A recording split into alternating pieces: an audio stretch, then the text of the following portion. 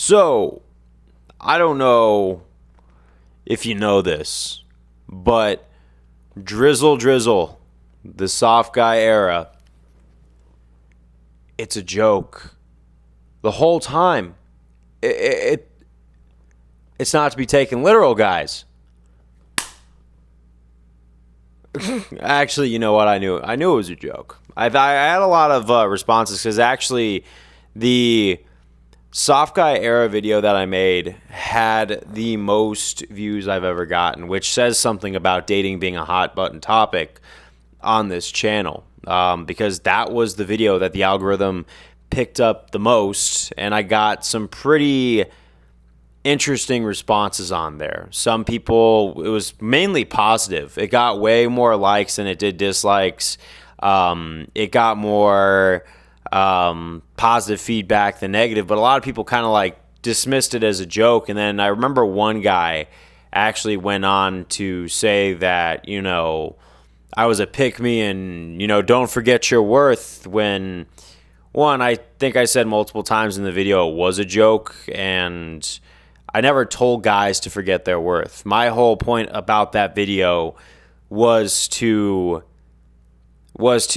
say that you should be in the right relationship. Look for the right partner, the partner that's going to treat you right, because this path of celibacy, it's not long-term sustainability. Now, I am very for guys using their solitude to build themselves into the man that's going to attract the right woman to start a family, because there is no greater beauty in this world than meeting the right partner, starting a family, getting a career together, and doing it right.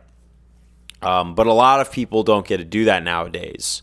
And I think a lot of it is due to internet culture. A lot of people do take a lot of things on the internet literally, where they're supposed to take it as a joke.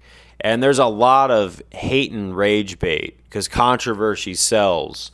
So things like drizzle. And then even now, it's on the women's side of the camp, it's what's safer, a man or a bear, and they're saying obviously a bear. Now, I know that is supposedly satire, but there's a lot of people who are going to take it literally and add fuel to this fire. Now, why do I care so much about men and women getting along? Is because waking up to this whole red pill versus the other stuff, or blue pill, or whatever pill you want to take, I think it's all tied to the same thing of to get society so unlivable and so nasty with each other from every other angle, from men hating women, women hating men, people of different racial groups hating each other, just all sorts of things, just stirring up as much division, because then we're easier to control. Then we have access. Then they have access to the emotion known as resentment, anger, hurt, a lot of negative things that get sapped out of us. And that tends to be what a lot of media does to a lot of people. It's a very mixed signal, and it's not the worst thing, right? Like, I know that there's a lot of people who don't let it consume their lives, but if I could ask a lot of people and say, do you think that there's a lot of like hate that's just drowned out and drilled into this media that we consume on our phones day in and day out, you would get some sort of confirmation. Now, is a man more dangerous than a bear? Obviously not. But they can become more dangerous than a bear. Now, I'm not saying that there's not already dangerous men out there. There's from the guys' camp, I think that there's a lot of dudes who want to do right by a woman, who want to go out there and find a family, raise kids, be able to watch them grow, start the cycle over. But I have had female family members who have been hurt by very toxic men. I have had female family members who have been in abusive relationships with cowards parading around in men's skin.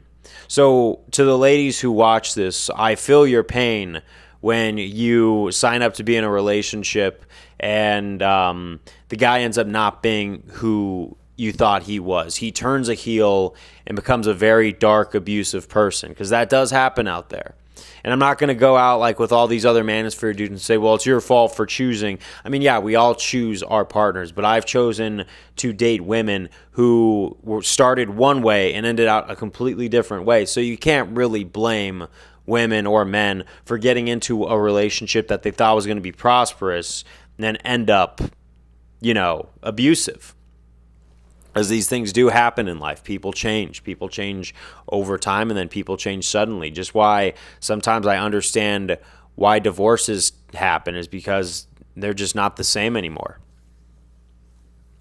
But back to the resentment, it is a very powerful weapon that I feel is being weaponized to make men more isolated and more alone. Because emotions like anger, emotions like resentment, they're part of our human anatomy, and we're going to feel them at one point or another. If someone's messing around with us, if someone's giving us a hard time, yeah, we're going to feel a certain way about it.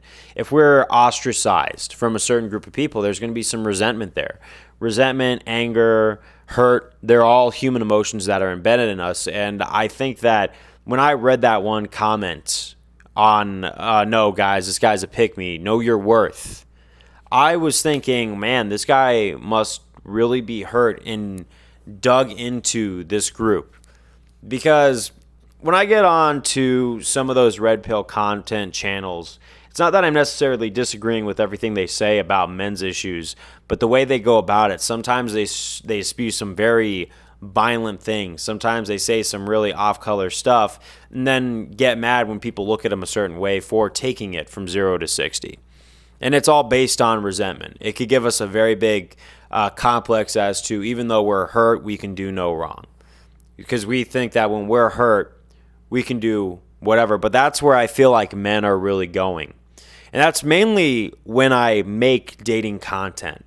It's because I see the fire being fueled in both sides. And I see resentment here, I see resentment there with everything. And I know it's not just about me. It's not just about whether I'm taking part in it, because I could have a good relationship, but if everybody else is failing, society's failing, and then my good relationship might not mean anything anymore because everybody else is so unhappy.